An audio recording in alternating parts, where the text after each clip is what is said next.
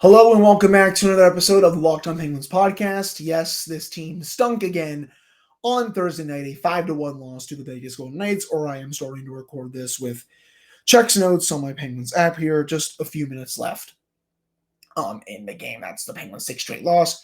We're going to recap everything that went wrong in this game tonight, that disastrous first period, and why this team needs to start starting out games a lot better.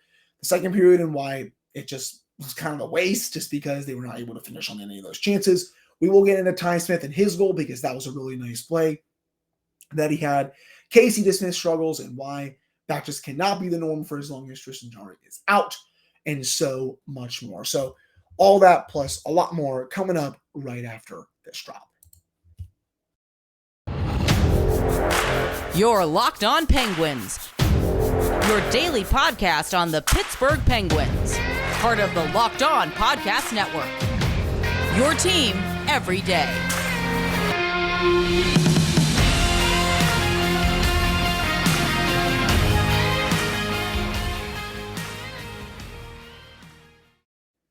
Hello and welcome back to another episode of the Locked On Penguins podcast. I'm your host, Hunter Hodes. Remember to follow me on Twitter at Hunter Hodes. Follow the show's Twitter at Illinois Penguins. And of course, thank you all so much for making this your first listen of the day. Also, today's episode is brought to you by BetOnline. BetOnline has you covered this season with more props, odds, and lines than ever before.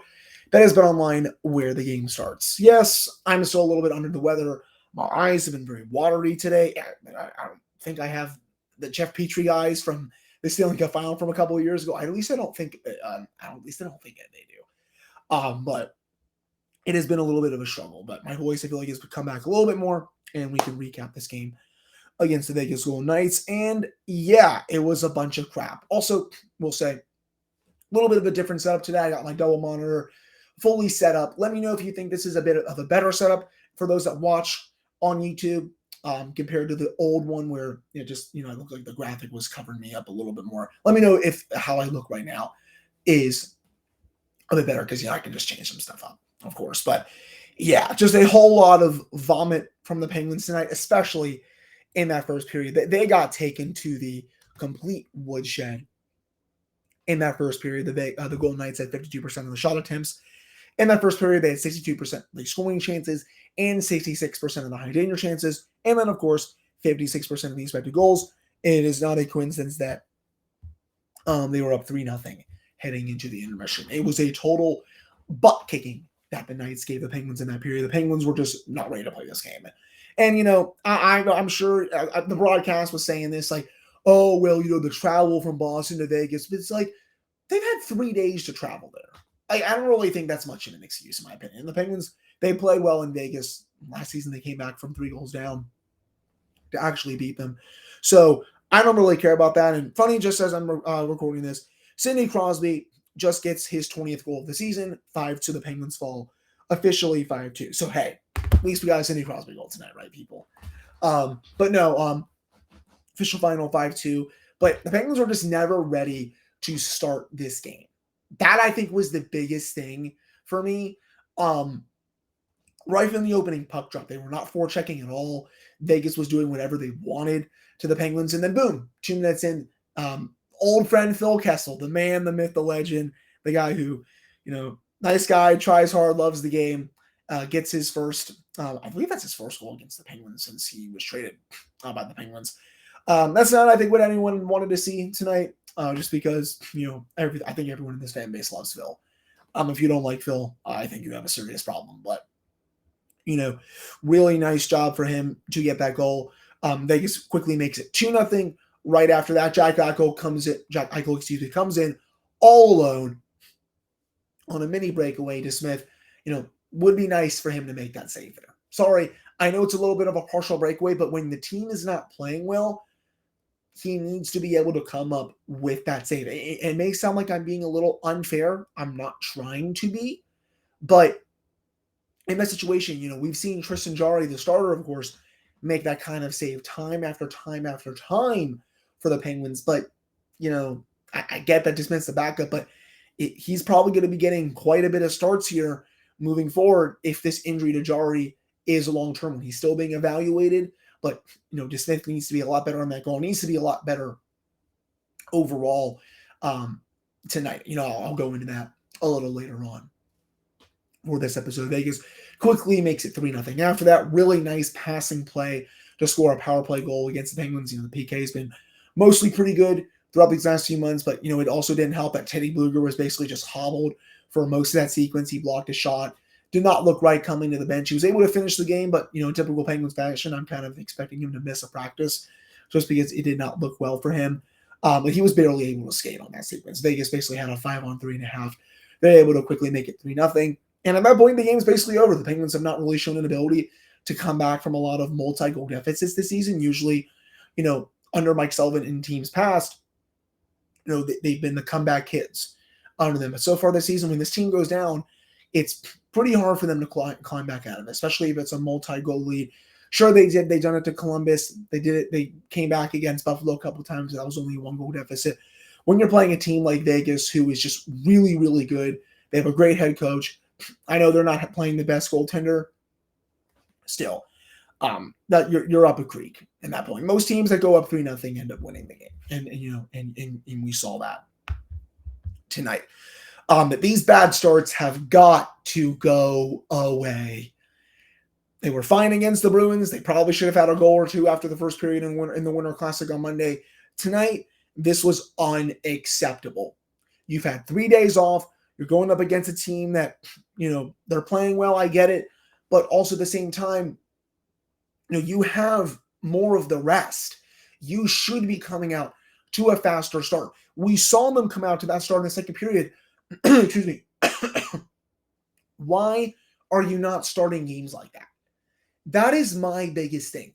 Why are you not starting games like that? I think I almost just lost my point.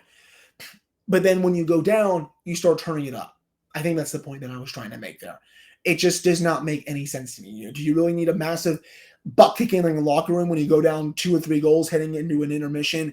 And then, guess it's time to start playing now. You should be doing that from the opening puck drop. I know it's easy to say, but, that start is just not acceptable. And the Penguins, they're not going to win any games like that moving forward if that's the start that they're going to get from everyone, not just the goaltender, not just from the forwards, not just the defense. Everyone is accountable for that. And the second period, I'll get to that in just a second. But just they were doomed from the start with how they played, and it's not good enough. This is unacceptable right now. This is another 6-game losing streak this season. One more loss, that'll tie the season long, and it'll tie the longest winning streak in the Mike Sullivan era. None of this is okay. Nor is it acceptable. But both words work there. But that does it for this first segment of today's episode. Coming up in the next segment, we're going to get into the second period, things I liked, things I did not like. We'll also get into Casey DeSmith's performance, Ty Smith's goal, Sidney Crosby's goal, all of that as well. But before we get into that, BetOnline.net is your number one source for sports betting info, stats, news, and analysis. You can get the latest odds and trends for every professional and amateur league out there, from pro football to college bowl season to basketball and the World Cup. We've got it all at BetOnline.net. If you love sports podcasts, you can also find those at BetOnline as well. We're always the fastest, easiest way to get your betting info. You can head to the website today or to use your mobile device to learn more. That is BetOnline, where the game starts. All right, I'm back here in this episode of the Locked On Penguins podcast. I am your host, Hunter Hodes. Remember to follow me on Twitter at Hunter Hodes. Follow the show's Twitter at Penguins. And of course, thank you all so much for making this your first listen of the day. So, second period, Penguins come out like a house on fire. They are dominating the Knights those first 5 to 6 minutes. But Aiden Hill, for some reason, is standing on his head. And this is just another make-a-name goaltender who wants to play like God against the Penguins. I believe after that period, he had 30-something saves. And this is a guy who just got pulled against the Anaheim Ducks. And the Ducks are one of the worst teams in the league. So, in typical fashion against the Penguins, he decides to stand on his head. Made some nice saves, so the Penguins didn't challenge him as much as I wanted them to, though they still got some decent chances through. But I even tweeted this when I was watching. I had never seen a team attack like that, shift after shift after shift, and just come up empty. And that was what the Penguins were doing. in that period. They were getting all kinds of quality chances, odd man rushes, chances in front of the net, chances from the point, chances from the slot, anything, you name it. They just were not going in the front of the net. If they're able to get just one that period, heck, even two, to make it a 3-2 game, and some of those were quality chances, this is a potentially completely different game heading into the third period. And maybe that other goal with just 9 seconds left, maybe that puck does not go in the net to make it 4-0, to really put this game out of reach. It's just the Penguins, they put all that pressure on, but they completely wasted that second period because they were not able to get a bounce to go their way. They had the power play. They had a couple decent chances at getting Malkin, I believe, hit the post/crossbar.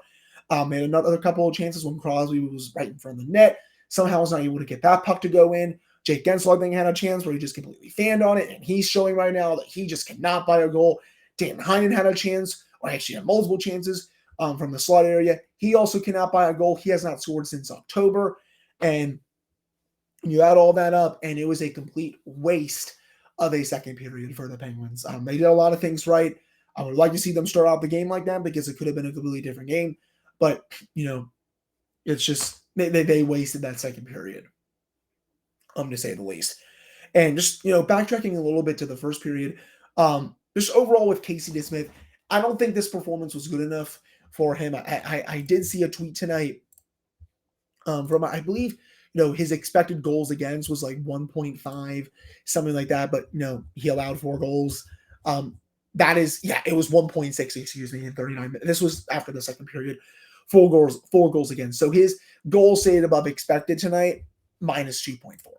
That's not good enough. I understand you're the backup, but, you are allowed to make a save. Even on that fourth goal, there's less than 20 seconds remaining in the second period. And I understand that Ty Smith did not look good on that play. But again, make a save. Find out where the puck is. So many times you just does not know where the puck is, whether it's like around the net, behind him, to the side, wherever. His puck, his puck, I don't want to say it's like management control, whatever.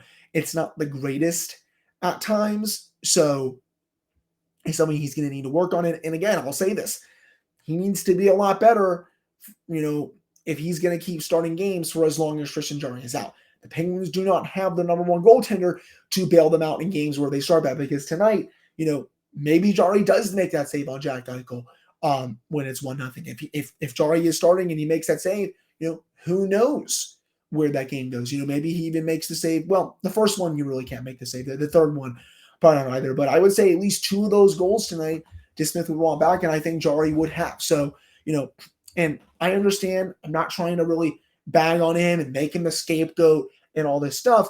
But what I am saying is he needs to be better. And just some of his last few starts just have not been the greatest in my opinion. The game against Detroit, I'm not really blaming him for that, even though he allowed 5 goals. That was just a whole collapse by the team after they went up 4 goals. But I will say, just tonight did not really help out his team. Needs to be better.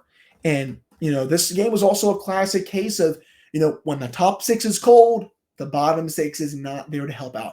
And I understand, Jens. I understand, Josh Archibald is out. I get that Ryan Poehling is out.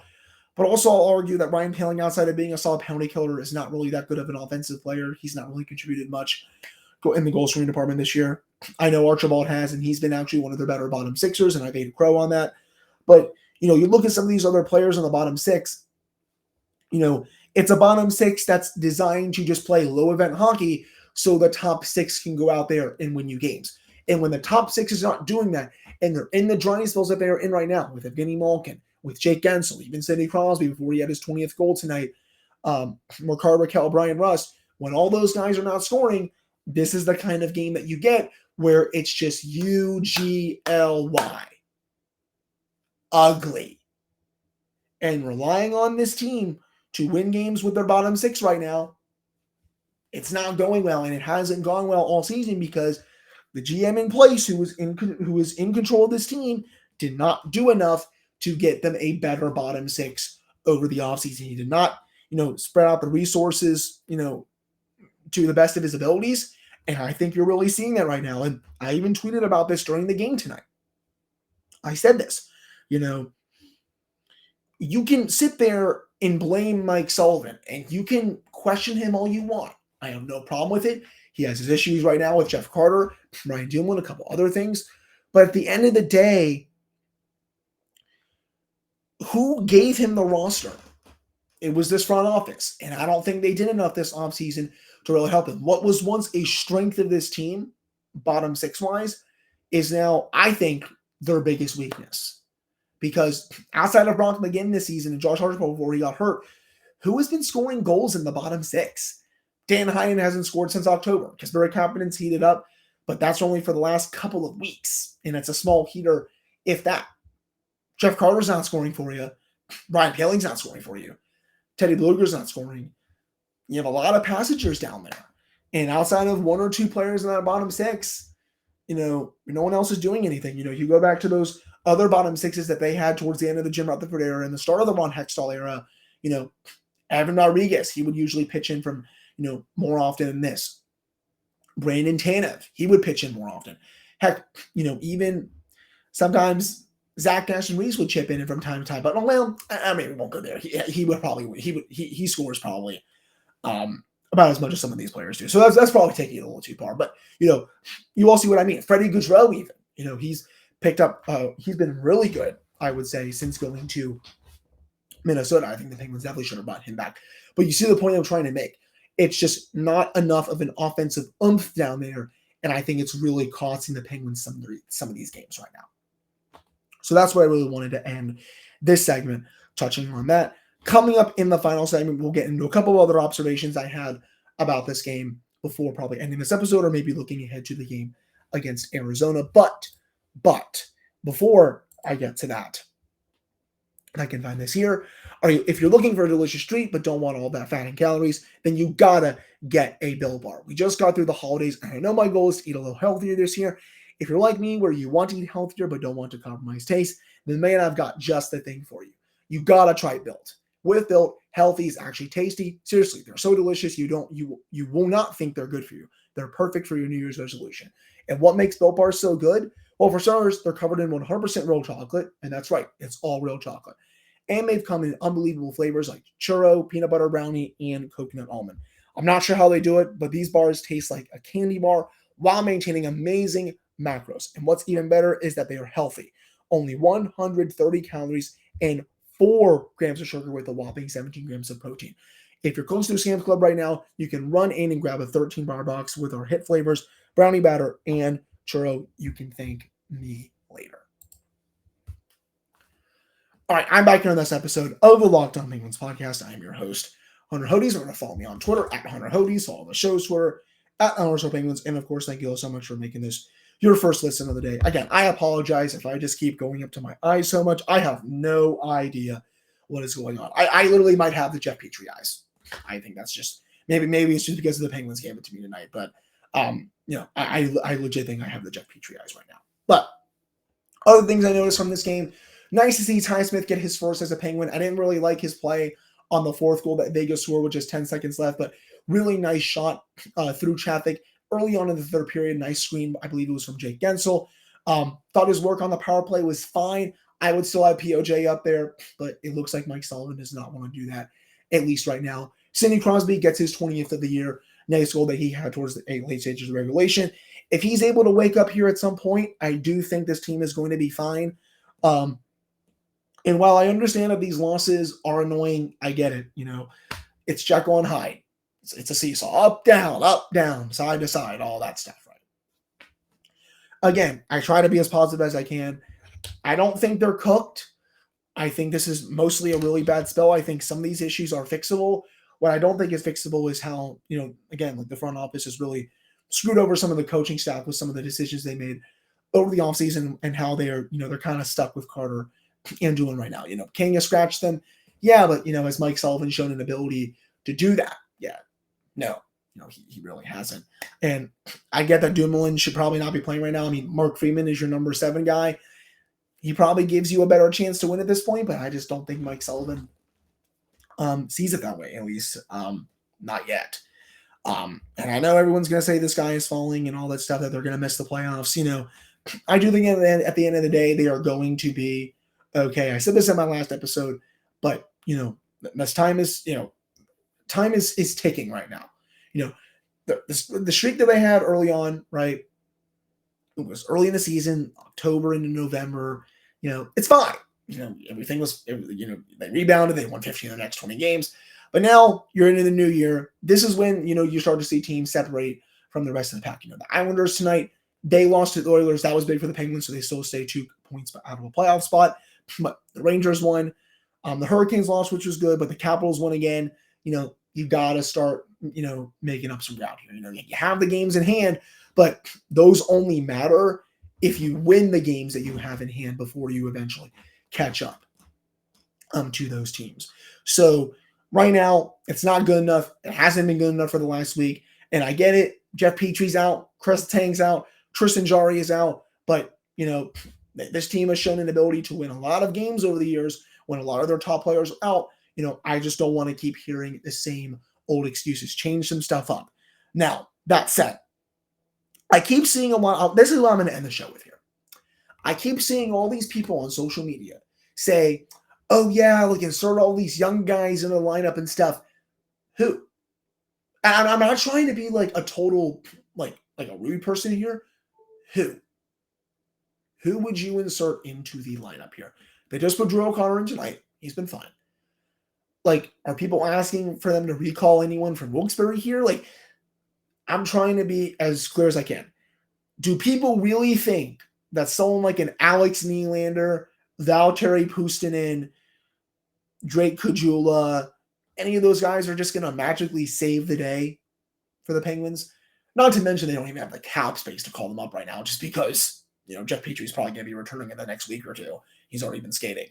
So they don't even have the room. But again, do people really think that is going to make a main difference here? Because I've been seeing that all over social media lately, just in the Penguin subreddit and stuff. I just don't understand that. Maybe if anyone wants to if someone wants to just, talk to me about that, I would love it. But in my opinion, I just don't see how players in the AHL, are just going to make a huge difference. And I know some of you guys will say, well, look what happened in 2016 and 2017. And I get it. Connor Sherry came up, was great. Jake Ensel came up, was awesome. Brian Rust, all those guys, Tom Kuhnhackl. But I will also say this about that. Who was the head coach of those teams in 2016? Don Wilkes-Barre, Mike Sullivan. He knew those players, so he was like, okay, I'm going to bring them up. The same is not, you can't really say the same thing here. He doesn't really know those players that well. He hasn't really coached them down there. You can get scouting reports from the Wilkes-Barre coaching staff. You can watch their games to obviously, say oh, they're worthy of a call up, but they're not there in the lot. He's not there in the locker room with them, seeing them on a day-to-day basis and all this stuff. So I think that also plays into it at least a little bit, but I just also don't think, some of these players down there are just going to have the Penguins all of a sudden flip a switch.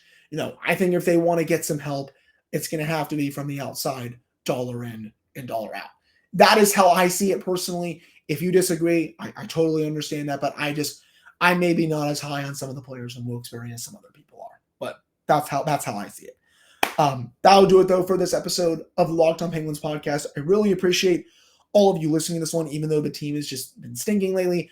I'm going to have another episode actually later in the day on Friday where we're going to preview the game against Arizona, go over some practice notes as well. So this is kind of going to be a double dose of the Locked On Penguins podcast because I didn't really have a full episode for Thursday, even though this is technically the Thursday episode, but it's going to be posted on Friday. But my True Friday episode will be posted later in the day on Friday, so you're going to have a double dose here, if you will.